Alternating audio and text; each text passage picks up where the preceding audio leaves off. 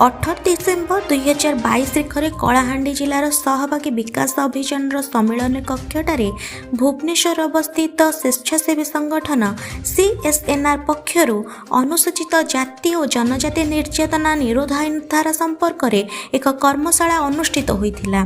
ଏହି କର୍ମଶାଳାରେ ରଞ୍ଜିତ ସୁତାର ସ୍ୱାଗତ ଭାଷଣ ଦେବା ସହିତ ଅତିଥି ପରିଚୟ ପ୍ରଦାନ କରିଥିଲେ।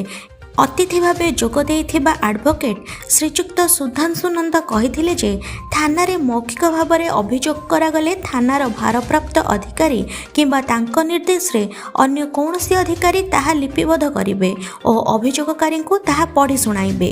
ଦିବ୍ୟରଞ୍ଜନ ଭଇଦାର ସ୍ପେଶାଲ ପିପି କଳାହାଣ୍ଡି କହିଥିଲେ ଯେ ଯଦି ଭାରପ୍ରାପ୍ତ ଥାନାର ଅଧିକାରୀ ଅଭିଯୋଗ ନ ରଖନ୍ତି କିମ୍ବା ଅଭିଯୋଗ ପଞ୍ଜୀକରଣର ନକଲ ନ ଦିଅନ୍ତି ତେବେ ଅଭିଯୋଗକାରୀ ଜିଲ୍ଲା ଆରକ୍ଷୀ ଅଧିକାରୀଙ୍କ ନିକଟକୁ ଘଟଣା ସମ୍ପର୍କରେ ଲେଖି ଏବଂ ତାହା ଥାନାରେ ପଞ୍ଜୀକୃତ କରାଯିବାରୁ ବଞ୍ଚିତ ବୋଲି ଉଲ୍ଲେଖ କରେ ଏବଂ ଏହା ସହିତ ଥାନାରେ ଦିଆଯାଇଥିବା ଅଭିଯୋଗର ନକଲ ଯୋଡ଼ି ରେଜିଷ୍ଟ୍ରି ଡାକ ଯୋଗେ ପଠାଇ ପାରିବେ।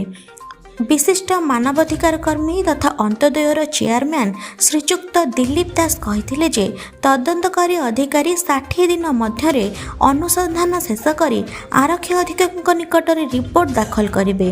जदि विलंब घटे विलंबर कारण से उल्लेख करेंगे। यह नकले आमे कोर्टर ध्यान आकर्षण करिपारिबा।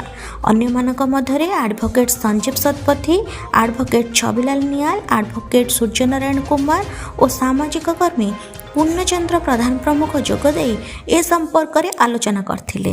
वास्तव संगठन निर्देशक श्रीजुक्त अभिषेक दास जोगदे कहिथिले जे अनेक समय सठिक तदंतर अभाव और साक्षी माने मत बदलाइबारु दोषी खसी जाउछि।